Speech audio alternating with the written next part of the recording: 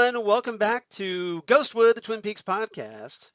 I'm one of your co-hosts, Charles Skaggs, back in the, well, let's face it, basement of solitude because coronavirus shakes fist. You know how that goes. And of Damn course, you, Rona! exactly. Rona! Yeah, exactly. Or you do the whole con thing. Rona! Rona! Yeah, exactly. Rona! And I'm sure Lori's upstairs going, what the hell are they doing? All right, so, yeah. If you want my supply of toilet paper, Rona, you're going to have to come down here. Exactly. You're going to have to come down here. You're going to have to come down here. He tasks me. Oh, sorry. All right, so joining me, of course, as you can see, we're already on a weird tangent already. Of course, is Xan Sprouse, my wonderful co-host and fellow sufferer of parents who watch Jeopardy. How you doing, Xan? See, like I was saying before, Charles, it wouldn't be so bad if my parents would play right. Right. My parents watch Jeopardy and then just blurt out the answer, not in the form of a question. Like, why are you even bothering to play Jeopardy? You have to follow the rules. Why watch Jeopardy if you're not going to play Jeopardy style? What is a whatever? Yeah, exactly. What is how to follow the rules, Alex? For 100, yes, I'll take that. Yeah, seriously, that is the Daily Double. What is how to follow the damn rules? Like, what's the damn rules, Alex? Yes, yeah, exactly.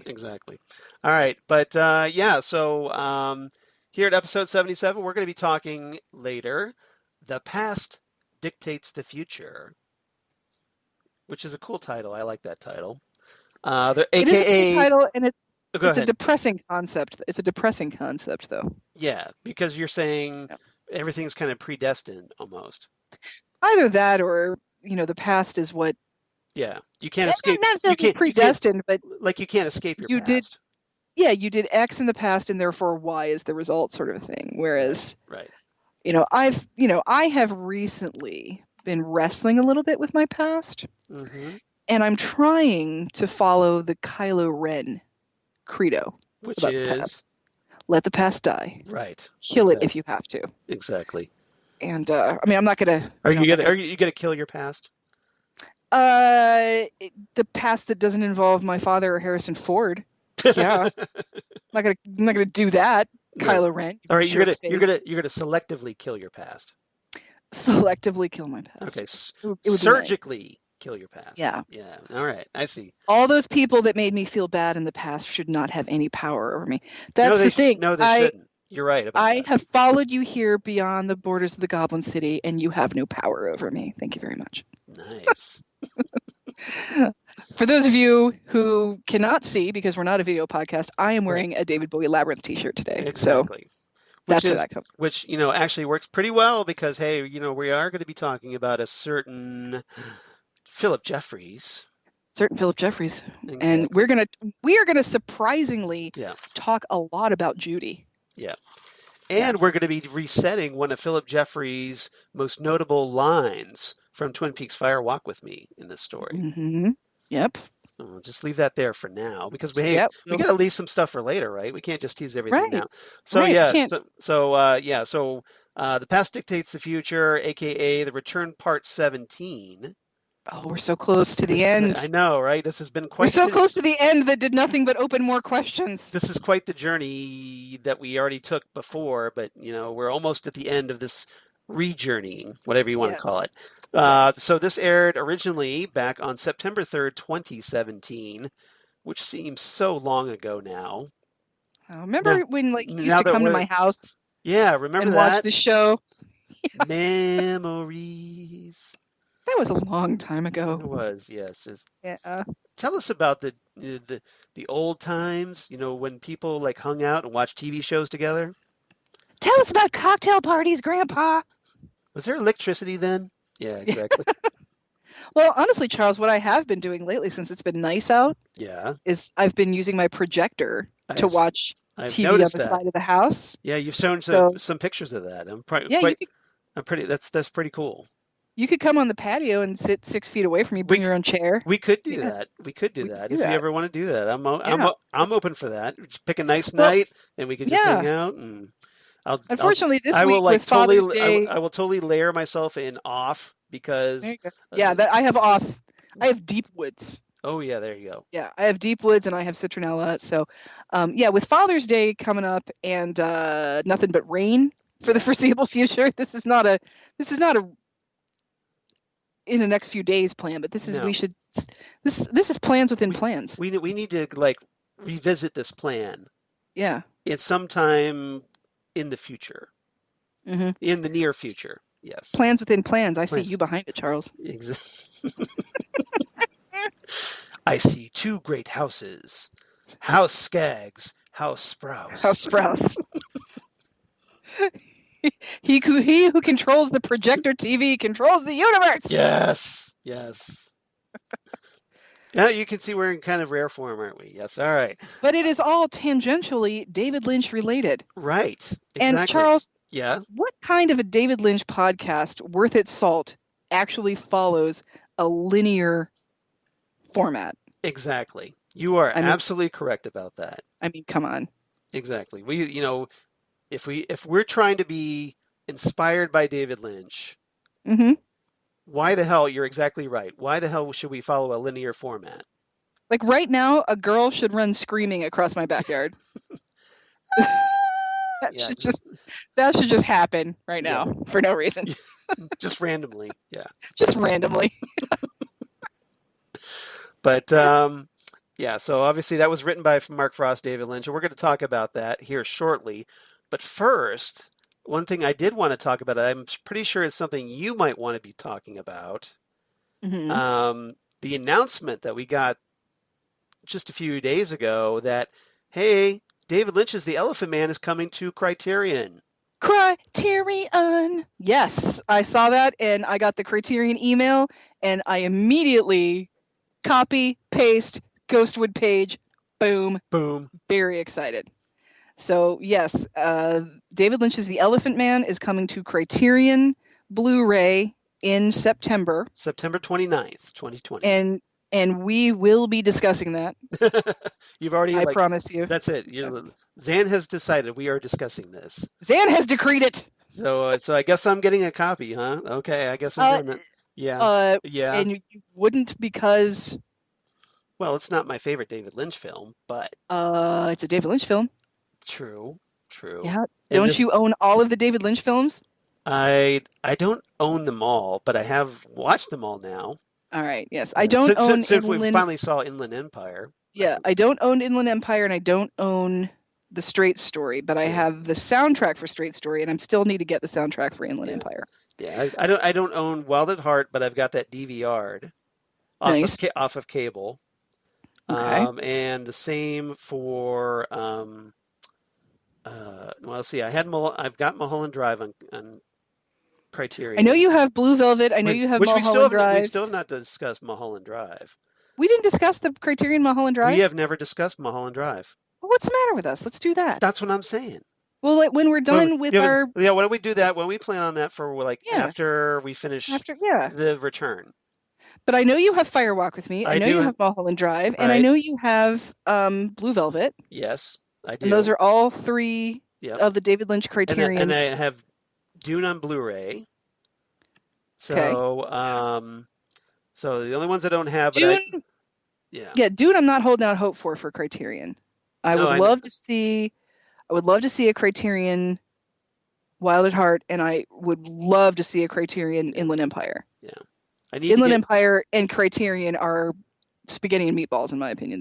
They just go together like nothing else. So the ones I really need are Lost Highway and Inland Empire. Mm-hmm. So and Criterion also did David Lynch, The Art Life. But they do have Lost Highway DVR'd as well. That's the other one I was trying to think of. Yeah. Right. So The Art Life is something that they did for David Lynch, and Eraserhead is another one of the Criterion David Lynch titles. So I am hoping that David Lynch is going to be the next Wes Anderson, where literally every one of his films has a Criterion release. That would be nice. I would love that. I mean, because it's not a ton of movies. We're not No, talking like, it's feasible. yeah, we're not talking like Spielberg levels No, no. of uh, of content or Or anything like or a that. So, Hitchcock or what have you. Yeah, exactly. right, right. And I would love to see the directors that I would love to see Criterion do are, of course, my favorite directors. My favorite director being David Lynch. Right after him is Stanley Kubrick, and then probably after him is Wes Anderson. Um, and I would love to see more of their content on Criterion. But David Lynch is the one that I really think should have every single one of his titles as a Yeah, Criterion title. And he's getting close. And he's getting there. yeah, There's already four. There's already four feature films, and now a fifth one's about to come out. So yeah. What do you think the next one might be? Just what would you speculate? I'm gonna say Inland Empire because of Laura Dern's Oscar winning. Ooh, Because of Laura Dern winning the Oscar. That's my that's an that's my excellent that's excellent reasoning. I was going to go with Wild at Heart, but I think that yeah. Again, I Laura like your Dern, so it reasoning. could go either way. I like your reasoning on that one. Well, and I think, Wild at Heart is still available, but Inland Empire is difficult to get Yeah. here in the United States.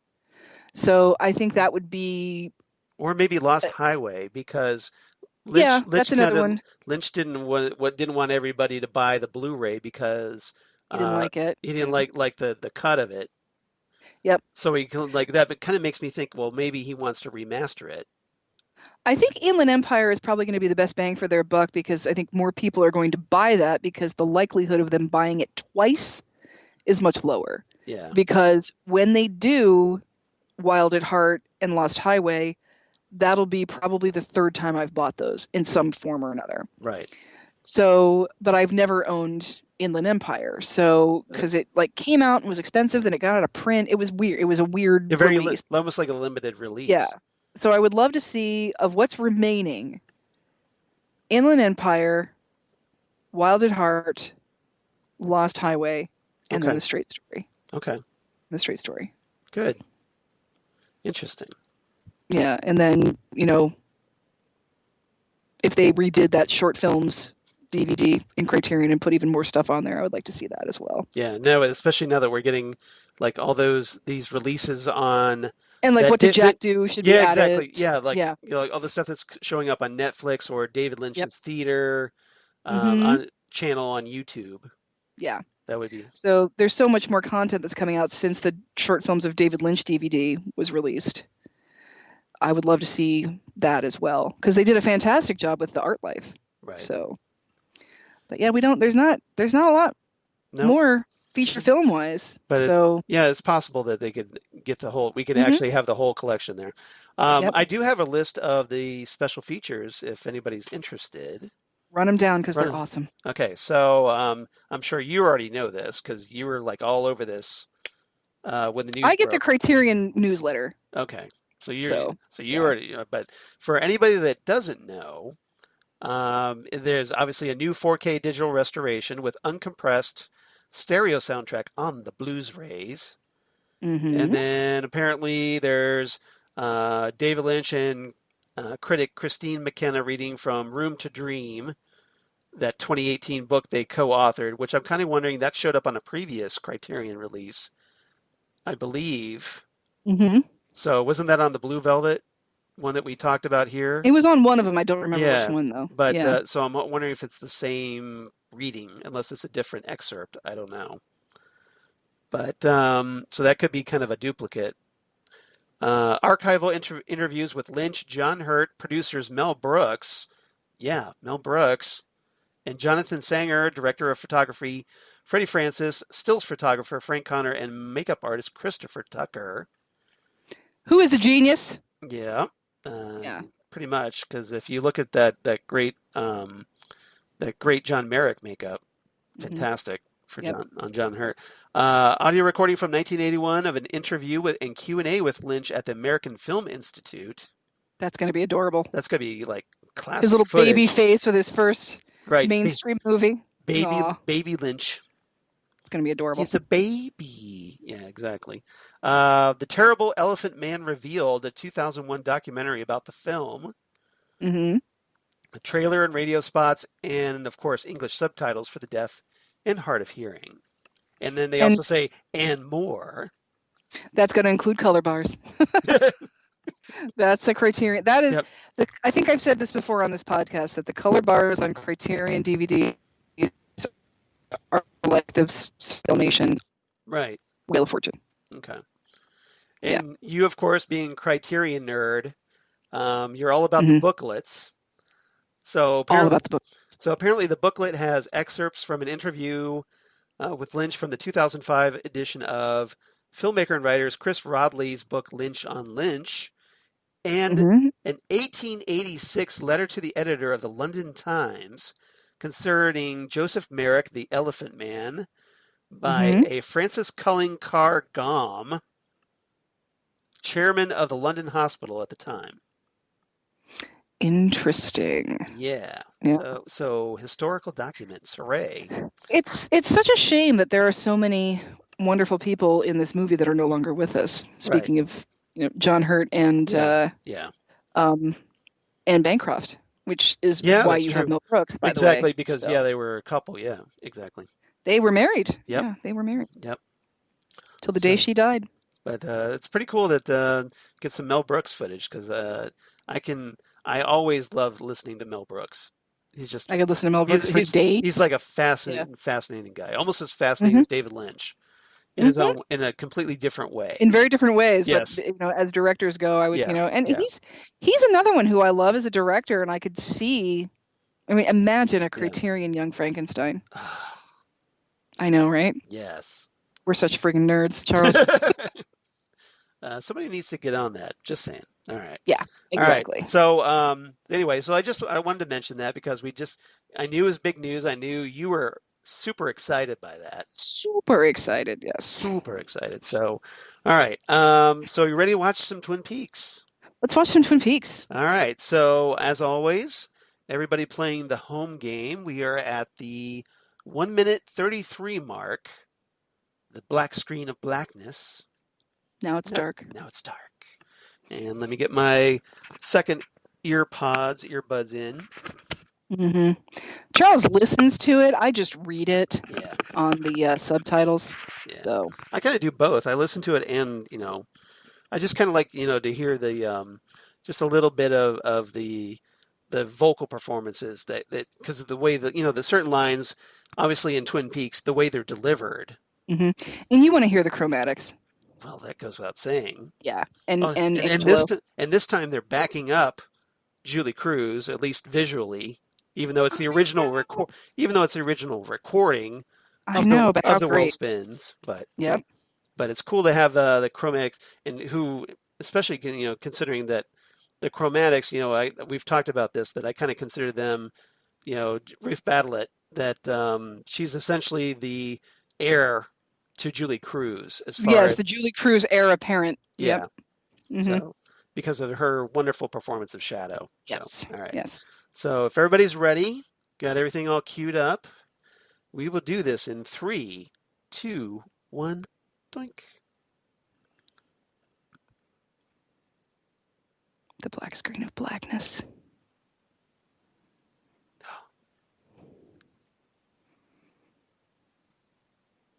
So here we go. Gordon's got a gun.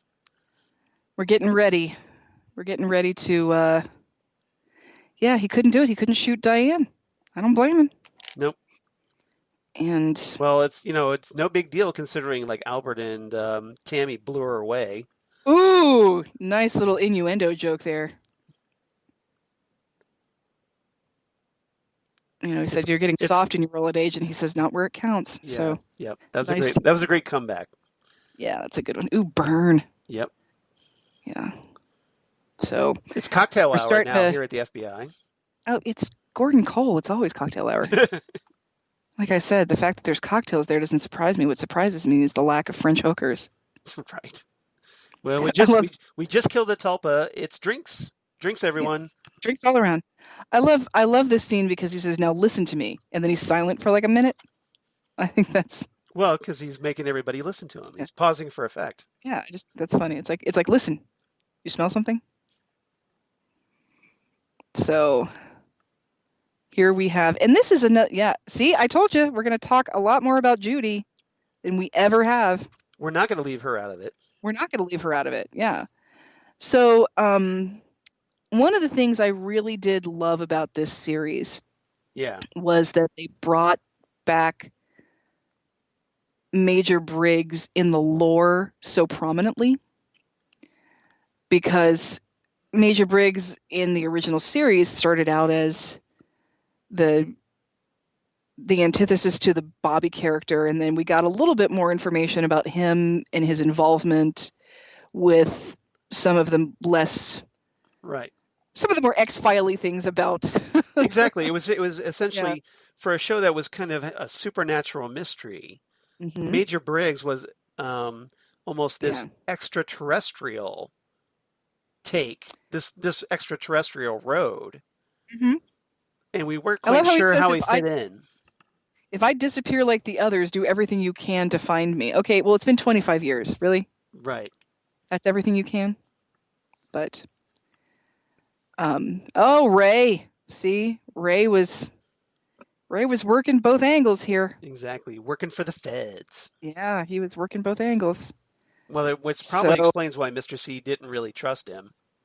No, I'm sure Mr. C knew exactly what was going on. You can't really keep a lot of secrets from a supernatural being. No.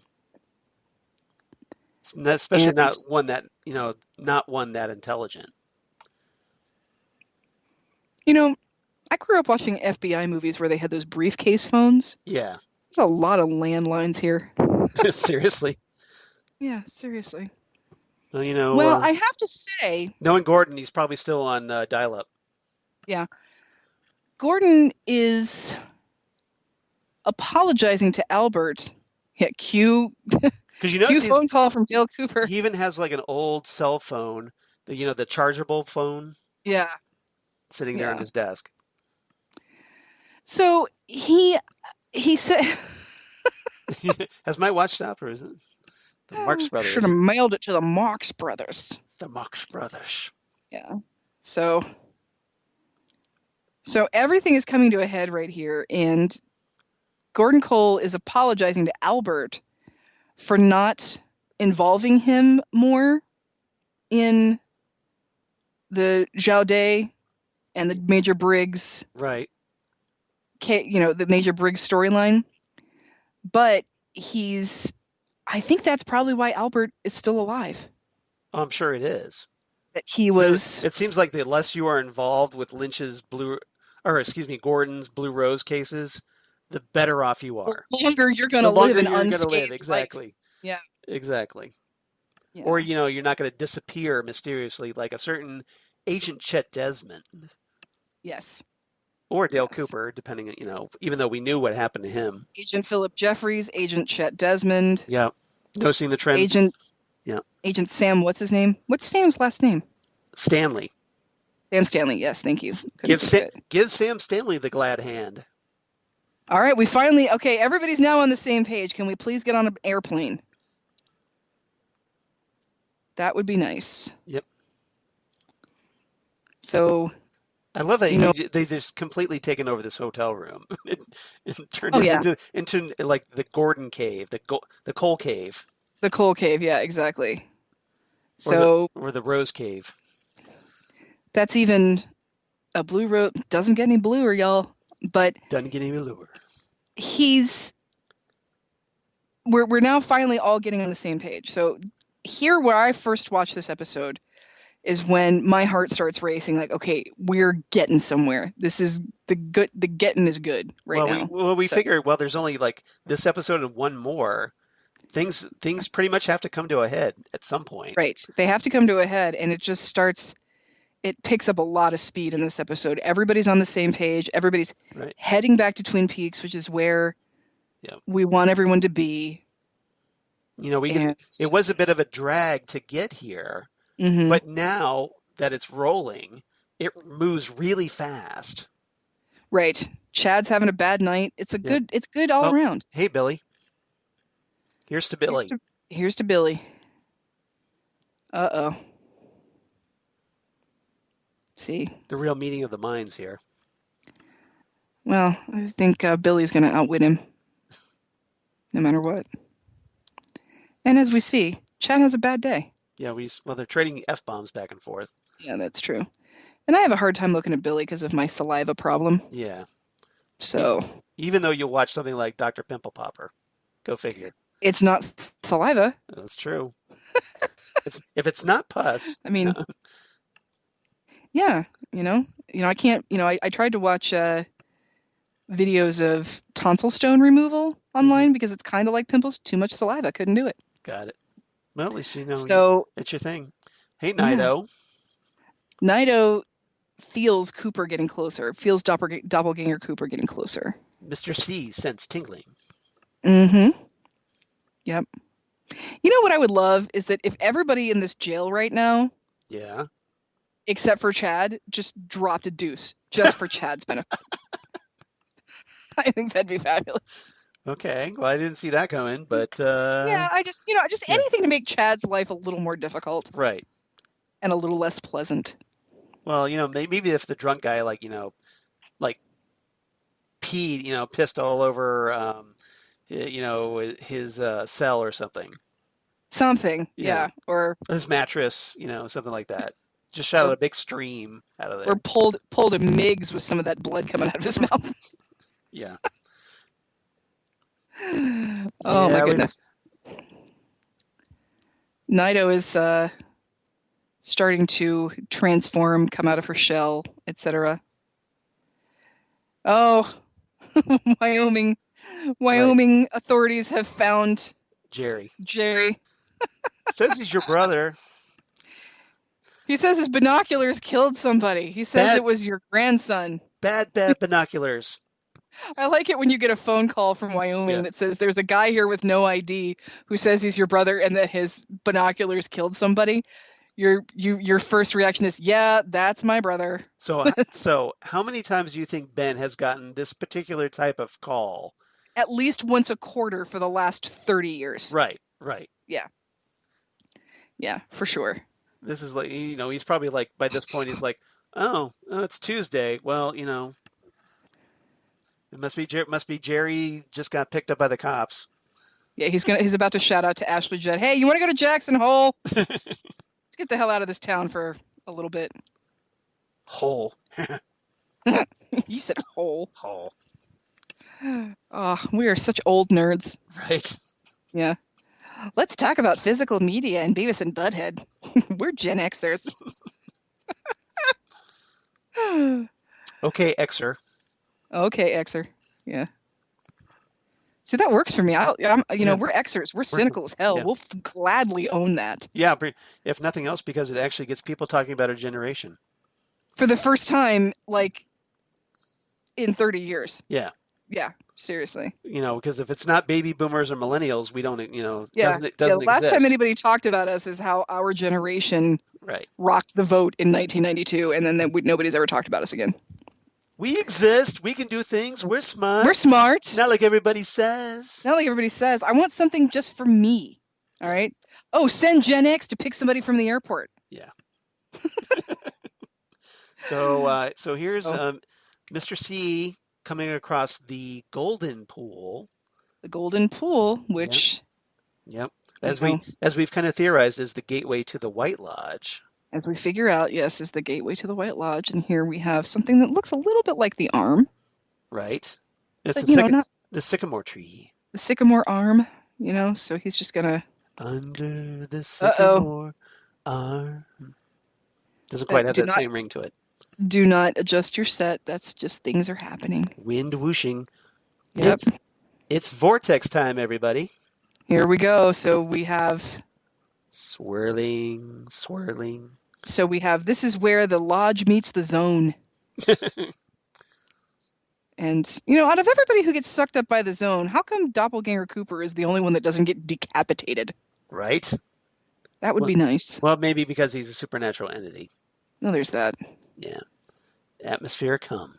And here we are in the lodge with the Philip Jeffries Tim Machine and Major Briggs. Major Briggs' head, to be specific. Yep.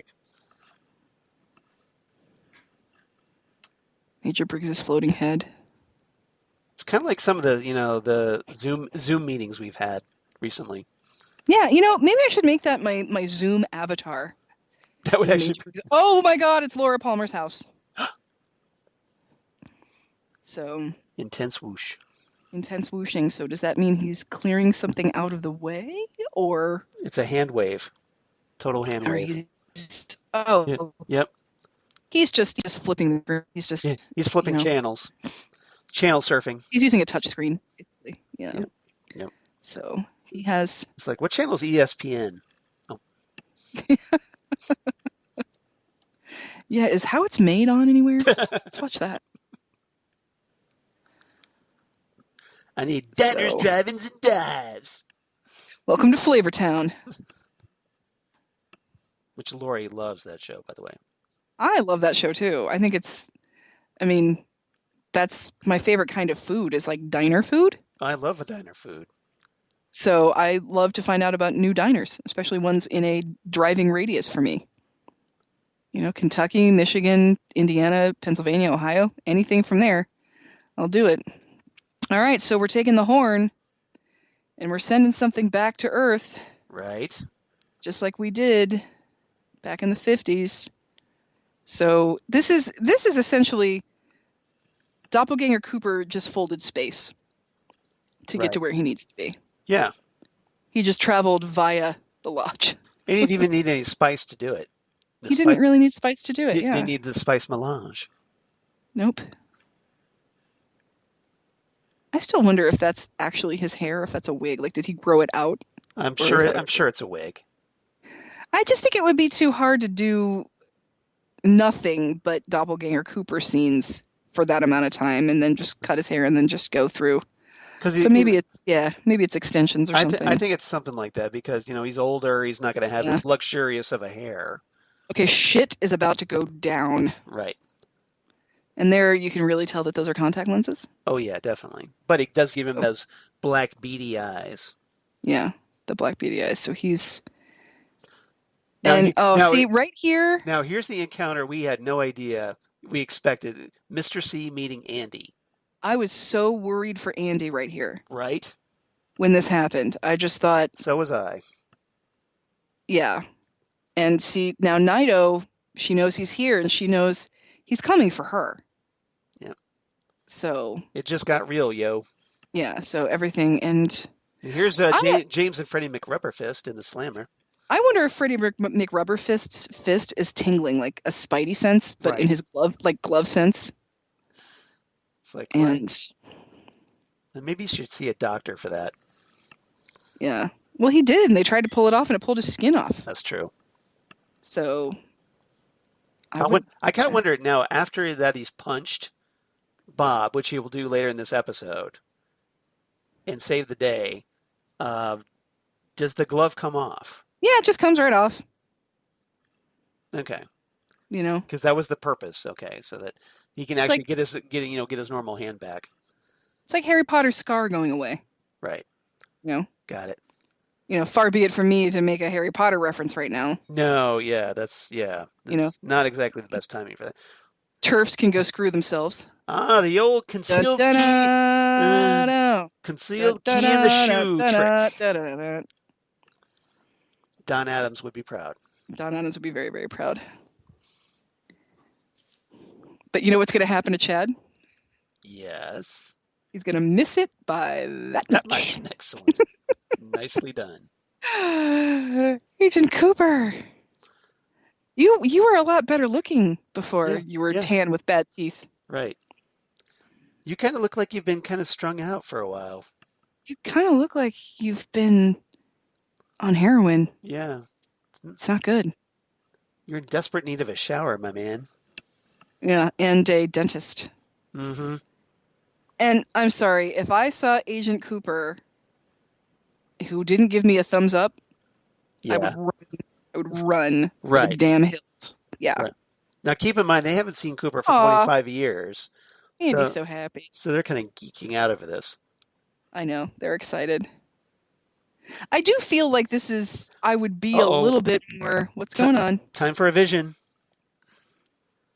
I feel like they'd be a little bit more excited and a little bit more unnerved about how awkward it is. So Andy just had a vision of the future, you guys. Yeah. See? They think I will say, they can hold the Chad. if you are going to be a crooked cop, this is probably a really ingenious idea to have a key to the jail in the heel of your shoe. As much as it is Chad, I have to give him points for thinking ahead like that. Yeah. That eventually So he figured it's going to go sideways, and then I'm going to end up in jail. This is where we need Mike and Bobby to start barking and alert everybody to the fact that Chad is trying to get out. Yeah.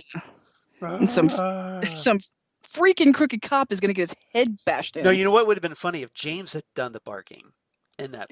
Oh, bring it full circle. Exactly. See what I did? That's the way to do it. Oh my God, I want all this furniture. Yeah, it's pretty sweet. Yeah. Sheriff Truman's office is a little big for one guy. It is. See, right there. You should be suspicious. Right there. Do you want coffee? No, thank you. That is not Agent Cooper. That is a huge warning sign. But that is the reddest of the red flags. I don't know what else you would need. Now, Sheriff Frank Truman, obviously, not as familiar with Cooper, so probably wouldn't pick up on that. But I feel like Andy should have picked up on that. Andy should have picked up on that. And maybe Andy wouldn't have noticed because Lucy was the one preparing the coffee in the morning and things like that. So maybe if it had been Lucy, let me Lucy just rip that bandage off. Let me just rip that bandage and some of my skin off. Yep. Very important. Very important. He said it's so important he said it twice. See, now I think Andy's starting to figure it out a little bit.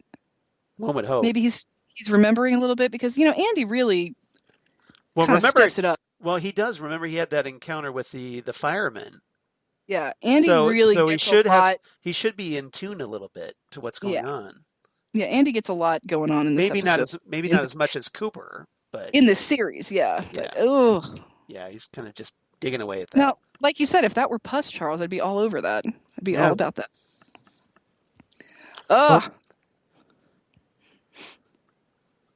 Yeah, see? We're going to have a Chad versus Andy. It is the great good cop Deputy Andy. Right. He's pretty great. I think he should be using his rubber fist to pull a Wonder Woman and get those right. Why doesn't he just use that to get out of the bars? Right, exactly. And now he's gonna. Yep. Boom. Yeah. It's like I could have done that any time I wanted. I was going to say, if I were James, I'd be like, so we've been in here for 2 days because... Right. Why didn't you do that sooner? Exactly. Yeah, seriously. And just yeah, make it really uncomfortable for him to be chained to the cell. Yeah. Yes, exactly. Lucy, you're still here. Who? Music intensifies. What brings it back to Twin Peaks? Oh, I raped that girl and now I have a son. Stuff. Well, remember, Unfinished Business, he was thinking about buying property here. That's true. Dead Dog Farm. Yeah, and see, he knows. He knows who's on the phone. Yep. Like, everybody is coming. Right. We're having the traditional standoff where everybody's pointing their gun at each other. This kind of gets a little bit end of Good, Bad, and the Ugly here a little bit. With the Special Agent Del Cooper. Oh, look at yes, he said the words. Yes, he said the thing. Look at Candy and Mandy and Sandy back there, just so excited to be there. Right. Oh, gotta gas up. Is the coffee on? See, now, so he's figuring out that any man who says he's Dale Cooper that doesn't want coffee is not Dale Cooper. See, there we go. Yes. Lucy. We thought Andy might take him out, but it's Lucy. Yes. Lucy shot Mr. C. And we have Lucy's greatest line. Yep. Coming up right here. Uh-oh.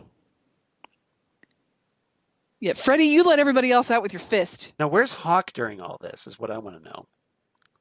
Eating lunch in the conference room. Probably. Don't touch him. Stay away from him. He's not dead. Don't even try. He's got cooties. Yeah. He's all Don't icky even and bother. he's all icky and stuff. So we let everybody else but Shad and Billy out of jail. Yeah, exactly. So this is tour group. Here we go. Here's her best line. I understand cellular phones now. Well, it's about time. Welcome to the party. At least... Like, where the hell have you been? There's Hawk. Hawk had to pee, okay? Yeah, exactly. He's not superhuman, okay? No. He just looks like... see, what? Yeah, Agent Cooper said don't touch that body. Wait, what are you talking about? Don't touch That's not that... Agent Cooper on the floor over there? Fellas, don't touch that body. Don't touch that Cooper. No, it's not. There's a doppelganger in Cooper. In the percolator. In the percolator. Okay, yeah. James, you James, take care of Night over there, because we get James, you're a nice guy. Do this. Yeah. And let the big boys, the adults are talking here. So no, James is a good guy. James has always been cool. Now you notice, and now it's dark. And Hawk is like, oh, this again, probably. Yep. But he hasn't quite seen anything like this. Whereas Frank is like, what the hell is going on? All of a sudden, we're invaded. Lucy's freaked out. We're invaded by hobos. I think Hawk is less surprised than anybody else, but I think Hawk and James have seen the most stuff like this. Yeah. Oh, I'm sure. So here we come, Mitchums. Cooper races in. Yep. Cooper to the rescue! It's like finally. It's like and you finally got here. He's even moving like Cooper. He's just Cooper. Yeah, yeah. And it's great to see Kyle MacLachlan doing this. It's so great to see Kyle MacLachlan as Cooper again. I love it. It's like we're just So we're just going to touch up your face right here, and we're going to accentuate this. You can take Bob out of the Cooper, but you can't take Cooper out of the Bob. We want to bring out those cheekbones. Bob's in here somewhere, damn it. Look in his belly. Shaky cam. Shaky cam. Yeah. Like directed by Paul Greengrass. See? Here we go. And, this is not a chest burster. This is a Bob belly burster. And I am surprised that someone on the internet has not mashed this up with Alien. That would have been... Somebody please do that for me for Christmas. How great would that be? That'd be so wonderful. And just to have, what's her name going, oh, God! Oh, God! All right. That's such a great angle on Cooper right there. I just want to know what the Mitchum brothers are thinking about this. Yeah, it's like... Yeah. So this is the kind of stuff... This is what I'm here to do. This is what you're up for? This is what you're into? Cooper? He just has no idea. Yeah, but here we go. Are you Freddy? Yep. Punch it the hell out. Right. Yep.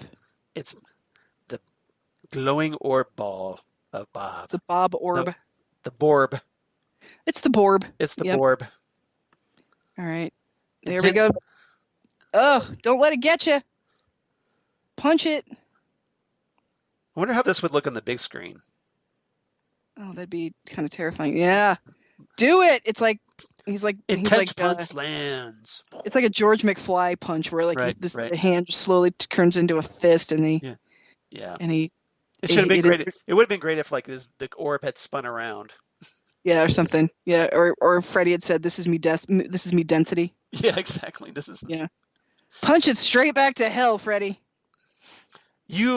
I have had enough of you. Oh, yes. Fire. All right. Frank, we're going to do something about that carpet here. Yeah, that's going to leave a mark. We're going to take care of this. Has anybody got the kind of stain stuff or maybe a Tide pen? Anybody got any resolve? Is there resolve? Is there resolve for hellmouths? We're going to need a shitload of resolve. Yeah, exactly. All right, it's going to take a couple of times. This is like fighting the boss at the hardest video game you've ever played. This is the boss level, yes. This is boss level right here. Finish him. Yeah, finish him, Freddy. Finish him. Seriously. Do the Raiden kick. Come on, you can do it. Yes. Catch you with my death bag. I got your death bag right here, pal. Wham! Whammo! Yes. Dun, dun, dun, dun, dun, dun, dun, dun, dun, dun, dun, dun. Seriously. I was worried when I saw all those pieces of the Borb that this was going to be a Terminator type of a thing. You like that name, I can tell. I do like that name, yeah. It would be a Terminator type thing where we'd later see them, all the pieces of the Borb sort of come together and become... Right. Yeah. All liquid metal. But that hasn't happened yet, so... Come on, season 4. We are totally on the same page on this. So, and what are you going to give him? The ring. The ring! Take the ring. Take the ring, Doppelganger Cooper. Yep. Take the ring. It's like, you take it. I don't want it. You take it. Maybe kick the gun out of the way, Coop? Just to be on the safe side. That might be good. Yeah. So, who ordered the extra crispy? Seriously. So that happened. Almost cremated. Burnt. Almost cremated. Super crispy. Super crispy. One for the grandkids. Hell yeah, that's right. Now, here, Bradley has the best line, though, coming up. Oh, yeah? That's coming up, though. Oh, so here you are, back. Yep. He's like, wait, how do you know all of this shit that's been going on? That you know all of the random shit and how it all connects. Well, remember, he was in the Black Lodge for 25 years, so... True. Well, Frank Truman doesn't know that. I know. Here you go. So, I got one of those downstairs. Should give him a thumbs up there. Oh my god, I still wanted a thumbs up right there. Oh, meanwhile, late to the party. Yeah, we're finally showing up, Gordon Cole. We're going to need some more FBI guys. Oh, what's it? Yeah, no relation. No relation. All right, so, okay, yeah, what's going to go on here? You look oddly familiar somehow.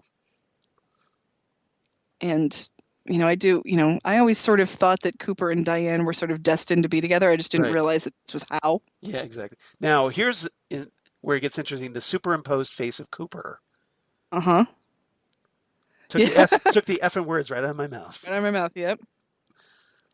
So, so what's going on here? Is Cooper imagining this? Well, he's telling Bobby that his father knew all about it, just like his mother told him that one day you and Hawk and Sheriff Truman, I didn't know which one, would come here. So... You're right on time. Right on time. I love it when a plan comes together. Dun, dun, dun, dun, dun, dun, dun, dun, dun. In stereo. Thank you, Mike Post. Oh, Mike Post is the greatest. Well, the past dictates the future. Say, that would make a great episode title. And Candy, Mandy, and Sandy brought snacks. Sandwiches! Give me a sandwich. Again, we're not eating while we're watching Twin Peaks. What's up with that? What the hell is wrong with us? It's a good thing we made so many sandwiches.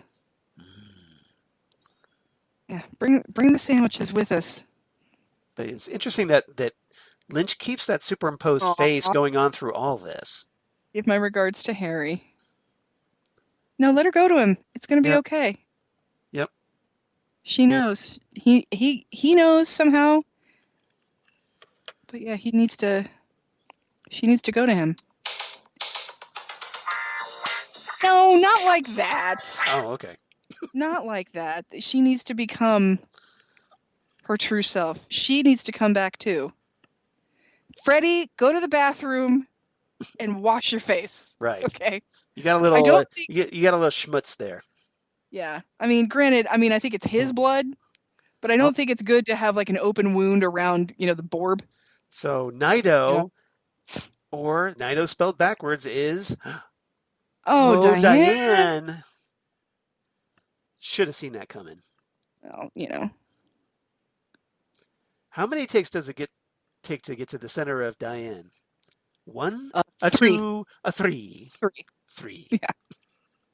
Yeah, you do not want to F with this. That's an old Say school that right reference for now. everybody right there. Yeah. And Diane is back. And she's got the red hair as opposed to And the look how white happy hair. Cooper is. But is he dreaming this? Because of Probably. that superimposed face. Did this actually happen? Probably. Yeah, who knows what actually happened. Yeah, exactly. We don't know. We have no idea. No idea. This is David Lynch, y'all. Keep your linear expectations at the door. And any YouTube video that says they know, they don't know. They don't know. Just saying. The only person I would believe. But how great is it to finally see this kiss between Cooper, Laura Dern, and now, granted, it's a little awkward considering they're exes in real life. That's a little bit strange. But yeah, but you know. They're actors. They're professionals. I'm not old enough yet to have an ex 30 years ago. But, you know, if I were a professional. Yeah. I mean, apparently it wasn't that uncomfortable. It's really you. Or they would have done body doubles. The one and only Cooper, ladies and gentlemen. Yay. Oh, I'm so happy. This was such a great moment. Yep. Yeah, unfortunately I do, Cooper. Now the superimposed face is gone. Superimposed face is gone, so who knows? Also, now it's back. Now it's back. Yeah, I think the scene is interesting, considering the deleted scene. Time is going backwards. Yeah, considering the deleted scene from Fire Walk with Me where he talks about the clock being 4 inches on the other side. Right. So I think that's an interesting scene. But also, she's a lot taller. We live inside a dream. A dream.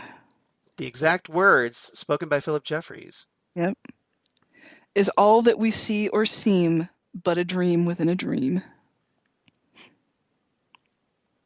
All right, here we go. I hope to see all of you again. So do we. You know what I'm going to do? I mean, I know that's not what these sandwiches are, but I'm going to make a freaking grilled cheese when we're done here. Nice. Intense, ominous whooshing continues. You know, is Katzinger's open? I should find out Katzinger's. Katzinger's Deli? They're not open. They're not open at this hour, but, you know, it would be nice to know if they're open. So. Local Columbus restaurant, Katzinger's Deli. Deliciousness. Yeah. I guess those are kind of short pants on her because I'm thinking, like, she's taller than Lucy. How are her pajamas fitting her? Right. So I'm guessing it's just because, you know, I think they thought of that. So now, I thought it was pretty cool here that we have Cooper, Diane, and Gordon. Yeah, it's not Albert and it's not Tammy. Nope. So, and we're still getting that superimposed face. Yeah. I will say that I was kind of hoping that when we had all of this Philip Jeffries supernatural, otherworldly stuff going on, that we would also run into Chet Desmond. I think a lot of us were, because I was really hoping for that. That still remains unfinished. Obviously. Especially since this series makes Fire Walk with Me so relevant to everything. That was one big unanswered question from Fire Walk with Me. Right. Yep. And so I would have liked to have seen some Chet Desmond. So Cooper goes into room 315. I was hoping that he was going to run. I was hoping we were going to see Josie here. I was hoping we were going to see Josie as well, because we knew that her spirit was kind of residing in the Great Northern. Right. The key is a Great Northern key, and we had that scene where Ben was... what is Ashley Judd's character name? I can't think of it to save my... I know what you're saying, but hold on. But shoot. I'll think of it. Ben is talking to her about what is that electric noise? Yeah. So there's something going on in the Great Northern, and I think we find out here that that's what this is. Unfortunately, it's not Josie. It's this connection. So, okay, and Cooper closes the door on anything you thought you knew. Beverly, thank you. You're welcome. Thank you, yes.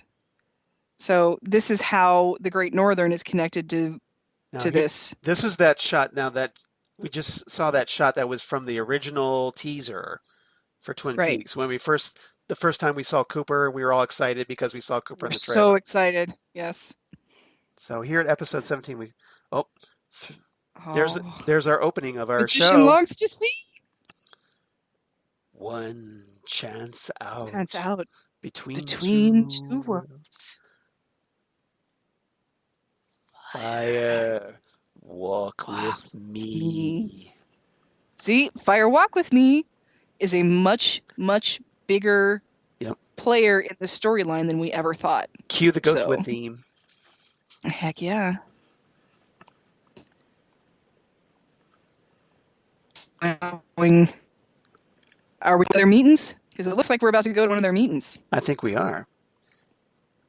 All right. They lived above it. So, they lived above a convenience store. He took me to like this gas station. An old gas station. Walking, walking, walking. At least it's not sweeping. At least we're going Right. towards something. Exactly. There's actual progression here, however slow. But yes. No, no. Now, these stairs can be kind of slippery. You hold on to the railing. You know, you can pick which railing. I can't necessarily do Exactly. that. But we were going to put some of those, sticky stuff there on the floorboards, but that just stuff, be careful. yeah. Just you watch your And step. oh my God, I was freaking out right here because I know that wallpaper. Yes. I have seen that wallpaper before. And I was like, are you kidding me right now? Right. You got it, oh yes. It's the jumping man. It's the jumping man. So again, we are just reliving Fire Walk with Me right now. It's, Yep. And now we're back out in that somehow we went upstairs to be on the ground floor of a motel. Yeah, the CD motel courtyard. Yeah. I don't quite know how that works, but I have made a couple of tasteless jokes, but I have nothing but happiness and respect for Al Strobel and his survival instinct. Right. With everything he went through in his accident. Yeah. And and here it is, at obviously an advanced age, still performing here. So he's just wonderful. He's great. Fantastic. Yep. And here we have the remnants of our dreams of David Bowie. Exactly. Coming out in steam. Just all smoke and mirrors. Just all steam. No, that's a Peter Gabriel song, but well, that's true. Philip, give me steam. And how you feel can make it real. So apparently this is stop no one. Twin Peaks, the bong. Twin Peaks. I'm a little Twin Peaks, short and stout. Here's my handle. Here's my spout. It's like, I told you I was worried about today, right? Because of the dream I had. Right in your diary. Yep. It's slippery in here. Now, obviously, he's talking about time. Yep. Time is very slippery. It's timey-wimey, wibbly-wobbly. Exactly. Say hello to Gordon. Yeah, I'm probably not going to be seeing Gordon again. Yeah, this is kind of like Philip Jeffries' low-rent TARDIS. It's like a mixture of like a TARDIS and like Oscar's trash can. Yeah. Like there's an entire universe inside. So if you ever wonder what David Lynch, if he ever directed a Doctor Who episode, this is it. Here you go. This is it. Right here. It's like, next stop, Ghostwood.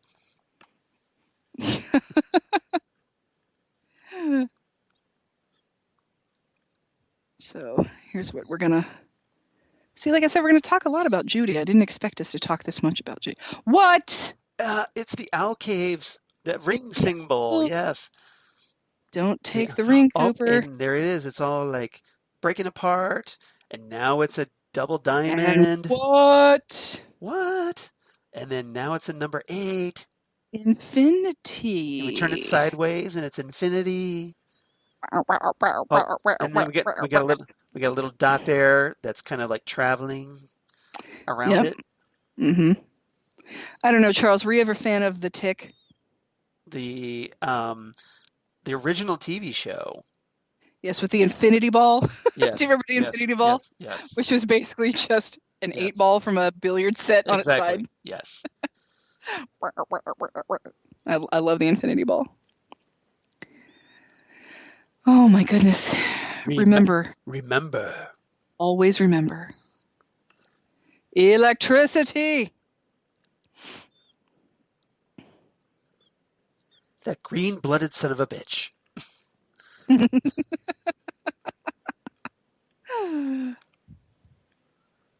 Oh my goodness. You I think I don't even know if I was impatient when I watched this for the first time.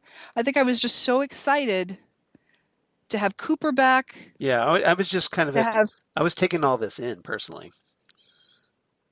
Oh, fan! It's the have Phil. fan. What? Is that a What? fan? The Oh ceiling my fan. god. Oh, Oh and my there's god, where are we? and it's Laura, and it's like, oh my God, that's like right before she dies. Oh, and there's Leland Leland knows she leads. being all creepy, scowly, Oh, he's so freaking terrifying.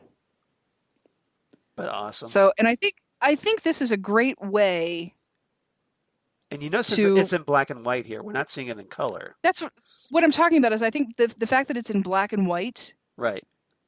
makes it look more deliberately part of this. Like it's not like you're using stock footage because you've changed it up a little bit. Yeah. So it looks different. It's been cleaned up. It doesn't just look like you're putting your old movie into your new TV show. Yeah. So well, it does make it look more seamless, especially when you edit in the new Cooper footage. Right. Right. So this is. So here's Cooper essentially stalking. And voyeurism. So kind of going back to Blue Velvet, if you think about it. A little bit, yeah. And you know that Leland is going to start. He's going to show up here pretty soon. He's looking for Laura also. Yep. So now the person who followed her through the woods is now Cooper and not Leland. So Cooper. That's some serious kissing right there. Well, you know, they're kids. Yeah. He might try to kill you. See, she sees him. Yep. And now we know exactly what she was screaming at the first time. We know exactly what she was screaming at. Yep. And she doesn't know who Agent Cooper is. Right. So and it was pretty clever the way they edited that in. Oh yeah. Bobby killed a guy. Bobby killed a guy. Yep. What are you talking about? Bobby didn't kill anybody. Yeah, he did. Yeah, he did. Yeah, he was looking for Santa Claus. And the guy that Bobby killed. Are you listening? And James? Apparently the Twin Peaks Sheriff's Department is not going to find that out. They will never find that out. Yeah, seriously. Because he got a job, so. I would love to see an episode where they're looking through cold cases and it's that guy. Yeah. And so, Bobby's like, you know what? I think this one we don't need to worry about. You know, like Sheriff Truman calls Bobby into the conference room. Even Donna doesn't know me. But Donna knows you better than you thought she did. Which we find out from not only Fire Walk with Me, but from the diary. Right. So it's just me now. See, here's, for a TV show that started as a TV show. Yeah. What besides Twin Peaks has as obsessive of fans about the lore behind it? Doctor Who. Yeah, probably with all those novels. Mm-hmm. Yeah. And the Big Finish audios and. Yep. Star Trek too. Star Trek too. All of the things trying to come together and. It's not many though. Again. Yeah. Star Trek though, I don't feel like. I mean, there's a lot of novels, so I feel like they're just. But Doctor Who fans in particular like to connect everything. I don't feel like the Star Trek novels connect as much as the Doctor Who novels could connect as much. There's so many; they're almost like gravy for fandom. Right. So, yeah, this is a go. Sparkwood and 21, baby. Yep. Love you, James. Yep. She jumps off the bike. Falls off the bike, more like. Yep.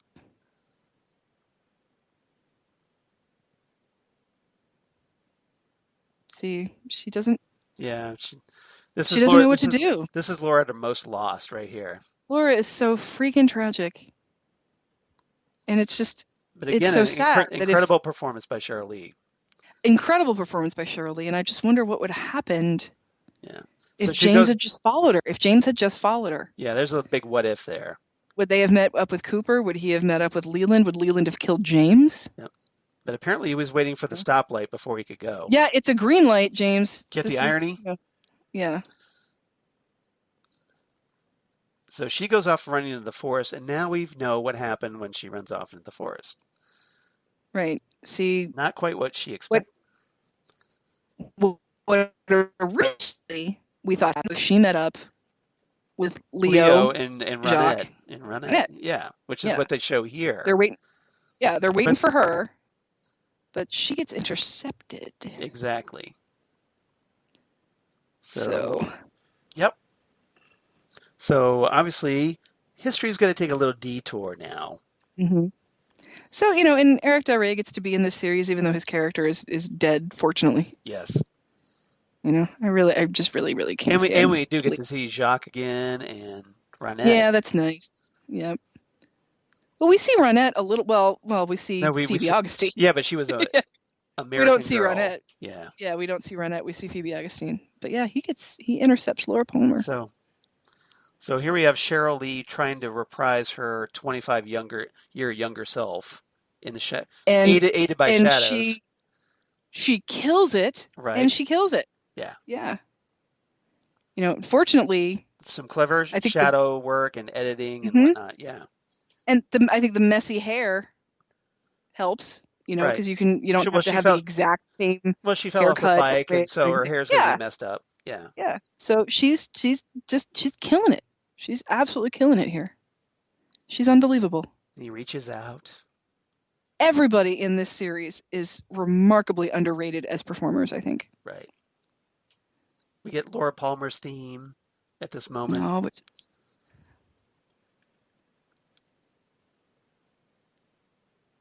just go with him, Laura. It's going to be all right. Maybe. I don't know. I have no idea what this actually does. Exactly. Well, he's trying to rescue her. So essentially this is Cooper trying to correct the mistake of Laura's death. But here's the thing, Charles. What have we learned from every time travel story we've ever read, seen, or heard? Right. That you can't rewrite history. Not one line. You can't fix the past. You can't fix it. It's just going to be something different, or it's going to be worse. Yeah. But who knows what's in this alternate timeline that gets created here? I mean, even It's a Wonderful Life tells you that you can't do this. Now, granted, probably a lot of remember because so Laura's body disappears because of the new timeline. Uh-huh. But remember, Bob is still in Leland. So the hell. Yeah. So that doesn't change by her death being erased. Texas. So the question is, what other dominoes fall differently because of this different timeline? And I bet she's wondering, home isn't exactly my safe space. Yeah, exactly. Let's not go home. Home kind of sucks. Because I got always have to wash my hands. Something's a little bit wrong with my mom too. All right, see, so this is the only Josie we get, unfortunately. Yeah, sadly, but it's to help accentuate the emphasis of the new timeline. Because Pete goes out fishing as intended. He goes out fishing with absolutely. And instead of finding Laura's body, he just goes fishing. as planned. Yeah, there's nothing. And life goes on. See, look there. There's no. There's no body down there. But remember what happened. So presumably, Bob either he actually kills Ronette. Yeah. Instead of Laura, or something still bad happens to Ronette. We don't know. Yeah, I'm not sure, and I wonder what Bob's. Maybe he finally gets to spell out Robertson all the way. Yeah, Robert, his proper name. I'm wondering if what was Bob's motivation for putting Laura's body by the Martells' house? Is it a Josie thing? Well, he put it in the water and just happened to wash up there. Oh, that's true. Yeah, it did just happen to wash up there. Yeah. I think that So, was just but now random. look, where's Sarah Sarah? Palmer? Yeah, and you notice there's that homecoming queen photo on her couch. Yeah, She's kind of it's not. moaning oddly, Yeah, but but Sarah's not where home. Sarah's not home right now. Sarah's not there. That's the thing. It's like, where is she? We saw her watching the same 13 seconds of a boxing match Over and over on a over loop. and over and over again. And look at that You big know, pile of cigarette butts in the ashtray. if I had a nickel for every cigarette your mom smoked, I'd be dead. Yeah, and the giant You bottle of just you the don't giant smoke bottle these. of You smoke these. you smoke. No, you don't. You smoke these. The giant bottle of Repo Man vodka. It just says vodka. Right. So Sarah breathing heavily. something's going on with Sarah. So something Yep. is She grabs the photo. weird with her. Yeah, something is really strange with her. So And things are intense, ominous music and scratching and stuff. things are happening. It is happening, isn't it, Margaret? Yeah. Stabby, stabby, stabby, stabby, stabby, stabby, stabby, stabby, stabby. See, that is so dangerous. I hope that's candy. Yep. You know how they do broken the glasses? candy glass. Yeah. Actually, candy glass. Yeah. Which still hurts. Right. If it's sharp and if you pointy. get a little shard of it, it still hurts. But interestingly, the picture doesn't get destroyed. Did you notice? The picture's fine. Yeah, the picture's fine. The glass just shatters. Yeah. So either she could destroy the photo that she's trying to destroy. What is she trying to do? Is she just in that much pain, or is she trying to? We don't know. We don't can't figure out what. If anybody has any theories about what Sarah Palmer was doing there, please tell us, because I can't figure that one out. I think that it was just she was so enraged that the timeline had been altered. Like she picked it, she sensed it. Maybe she's just feeling the tumultuousness of the timeline. That's what I'm thinking. I don't know. I'll take any. Because that apparently she was robbed of Laura. She was robbed of Laura. Yeah, that's true. And but we don't know. Is she still going to be robbed of Laura? Like, what's going on? We don't know what's going to happen. Season 4. It doesn't exactly make sense. No. In a linear linear type of a way. Twin Peaks, you roll with it. Yeah, it's Twin Peaks. You just roll with it. Uh-oh. Where did Laura go? Don't turn your back on Laura Palmer, Cooper. Yep. It's not. It's that same. Now that's that same scream. That's that same scream she was doing in the red room. When she got ripped out of the red room. Yep, you are literally not out of the woods yet, Cooper. You need to not turn your back on her. Yeah. Because this is what happens. This is what happens when you take your eye off the ball, Cooper. He's trying to change things, but he might have changed things, but now he really probably wibbly wobbly everything. Now at this point the doctor should have come out of from off camera and just walked into the frame the TARDIS noise, and completely scolded Cooper for what did you do? Just very, very faintly, we just hear a TARDIS noise in the background. That'd be pretty funny. The wheezing, and all of a sudden we hear Julie Cruise's "The World Spins." So wonderful. Halley's I love this song. Come and gone. Now, a little bit of trivia. I think I've mentioned this a few times that "The World Spins" was actually one of the original titles suggested for our podcast. Titles of the show, yeah. Yeah, we almost chose that. So. Yep. Yeah, I think you put that one in, and I put in Sparkwood in 21. But yep. But we settled on Ghostwood. Weren't they both taken? We settled. No, World Spins wasn't. Okay. But Sparkwood in 21, I think, was. Yeah, that was taken by something, either a blog or another podcast. I forget which, but yeah, I think it's a podcast, but yeah. So we get to see Julie Cruise backed up by the chromatics. Yep, and here I'm like sobbing watching this for the first time because not only am I so happy about what happened and then I'm watching Julie Cruise, but the episode's over. Right. So Lots going on. You don't want to know what happened to Laura. There's one episode left, Yep. and Julie Cruz is saved as the last Roadhouse performer. She's the last Roadhouse, which Rather is fit as it should be. as it should be. You called it right from the As start. it should be. Yep. And because we were wondering, like, Yep. oh, we're going to see Julie Cruz, when's she showing up? And here she is. She's saved for the last. I said she's gonna be if they have her, she's gonna be the last Yeah. one. And there she is. And So the original time that she played, sang "The World Spins" on the original series was just one of my favorite sequences. When it was Maddie getting murdered. yeah. When they're all in the Roadhouse and then they're watching hmm the performance or whatever, and then the giant shows up, and then Yep. So tragic. Yeah, the song is so hauntingly beautiful. it is. I love this song. Yeah, I love this song. It's not my favorite Julie Cruz song, but it's probably my second favorite one. I think this is my favorite Julie Cruz song. Really? Mine is Mysteries of Love. That's a good one, though. That's top 5 for me, at least. Yeah. I can see that. Yep. Nothing wrong with that. The one I was never terribly fond of was Rockin' Back Inside My Heart. No, and we forgot to mention that in memory of Jack Nance.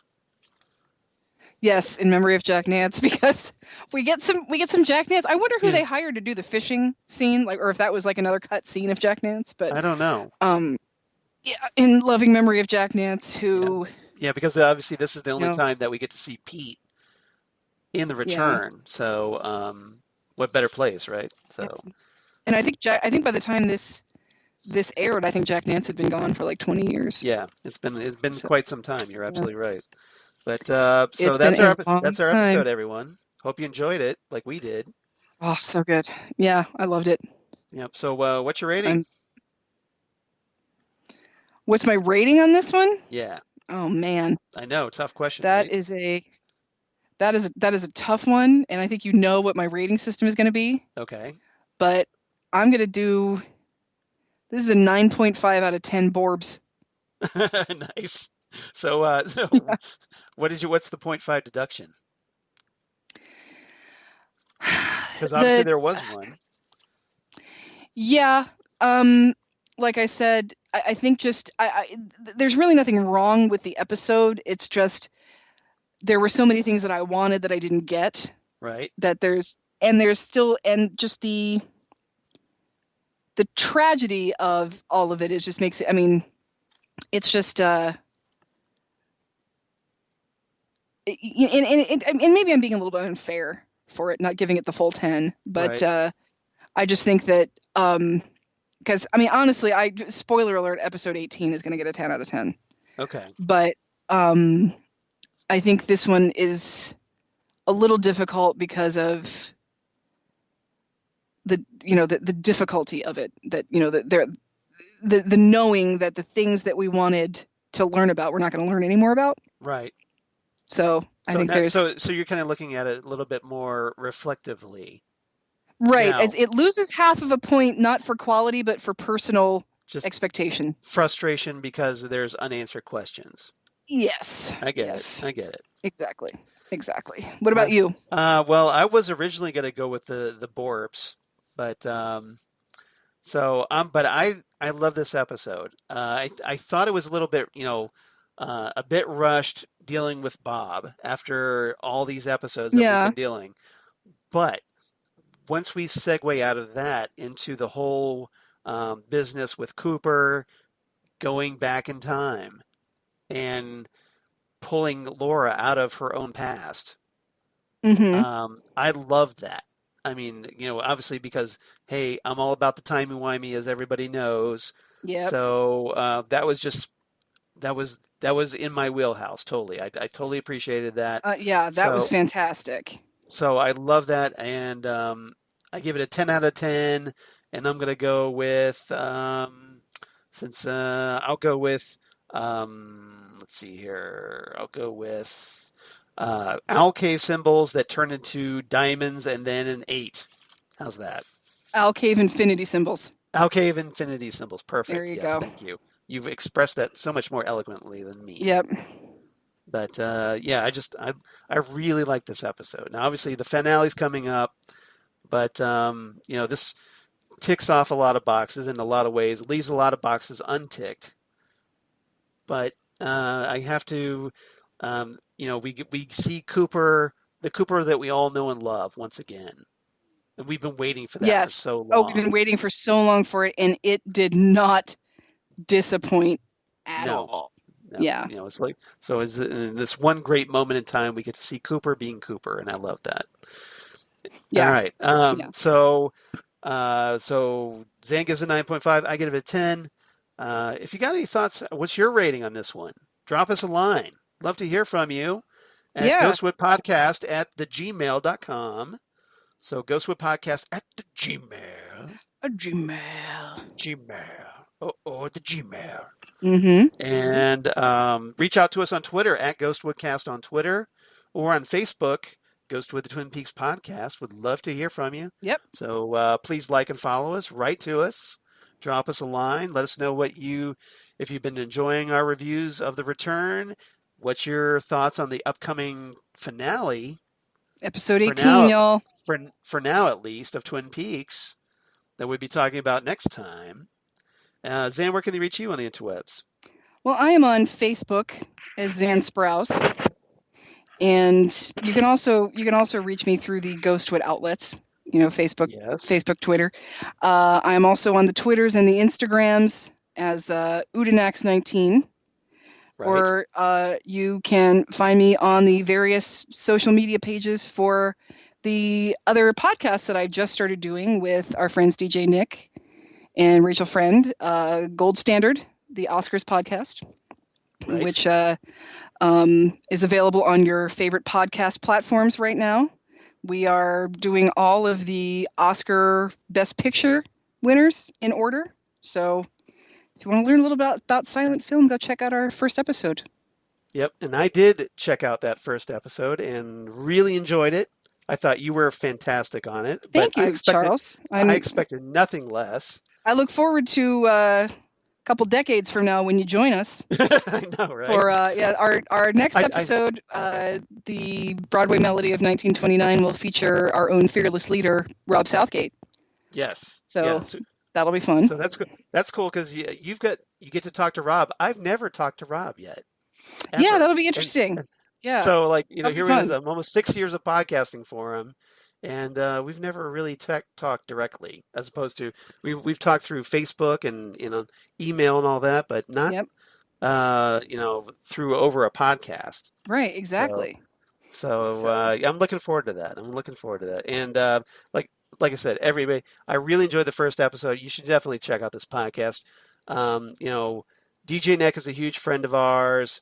Rachel Friend, she's been on Next Stop Everywhere along with Nick, and Rachel has this great podcast, the Five-ish Fangirls podcast. I also recommend that as well. But give the three of them some love and check out Gold Standard. All right. What about you, Charles? Where can you be found on the internet? Well, I can be found, obviously, at Charles Skaggs on Twitter, at Charles Skaggs on Instagram, and Facebook, of course, Charles Skaggs in Hilliard, Ohio, and my blog, Geeky Things.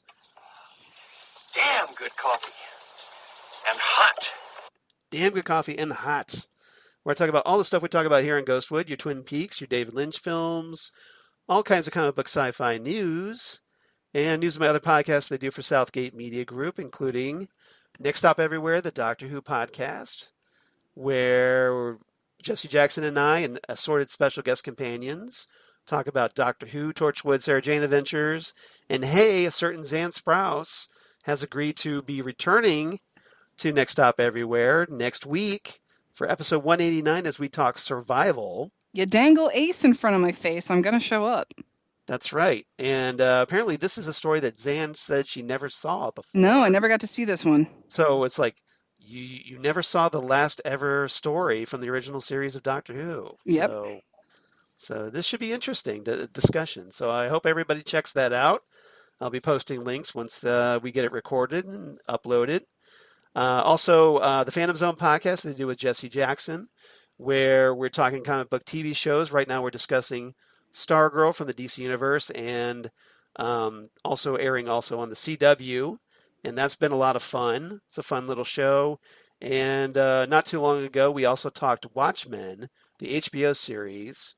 And apparently HBO has made all 9 episodes available for free. Nice! If you don't have HBO, if you want to check out those episodes right now.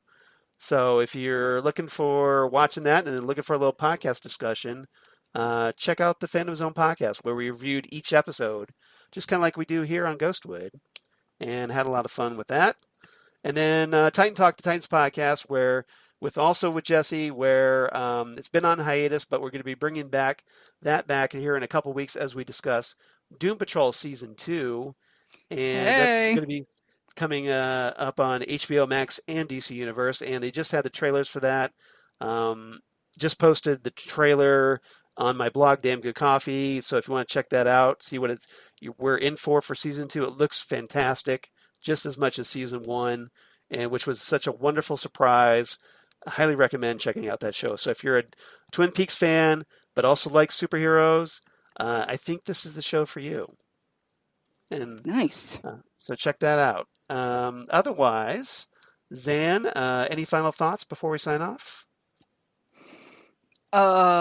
Believe in science. COVID is real. Wear your mask. Stay 6 feet apart. Stay safe. Stay safe, everybody. Exactly. Everybody, follow the guidelines. Take care of yourselves. Look out for each other, and then come on back next time on Ghostwood as we discuss for episode 78, What is Your Name? a.k.a. The Return Part 18. At long last, it's been a long road, but we finally got here. And it's going to be big as we wrap up Twin Peaks Season 3 and quite possibly Twin Peaks as a TV series. And when you hear the name, you're going to lose your mind. Right. The answer to the question, what is your name, made me lose my freaking mind. Right. So there you go. We'll just tease that for now because, hey, we got to give you something to look forward to, right? Yeah. So everyone, thank you so much for listening to our podcast. We really appreciate it. If you enjoyed us, tell your friends about us, share links and whatnot, because obviously we'd love to grow our podcast. Mm-hmm. And then come on back next time. Episode 78, What is Your Name? Right here on Ghostwood, the Twin Peaks podcast. Goodbye, everybody.